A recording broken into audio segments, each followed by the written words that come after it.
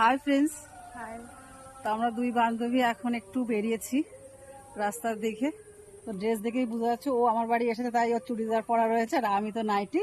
তো যাক, দুইজনে আজ এই জামাই ষষ্ঠীতে দুইজনের দেখা।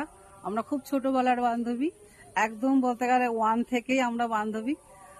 আর আমরা দুজনে একসাথে এলেই মানে আমরা একটু ঘুরি, খুব মজা করি। তা আমাদের এই বেস্ট ফ্রেন্ড, আমার এই বেস্ট ফ্রেন্ড বা তোমাদের কারা রয়েছে এরকম বেস্ট ফ্রেন্ড ছোট থেকে, কমেন্টে বলো। তো দুইজনে একটুখানি পাড়ায় বেরিয়েছি দুজনে ঘুরতে। তা ভাবলাম তোমাদের সাথে একটু কথা বলি। তো তোমরা সব জামাই ষষ্ঠী কেমন কাটালে বলো? আমরা তো খুব ভালো কাটিয়েছি, ভীষণ মজা করেছি।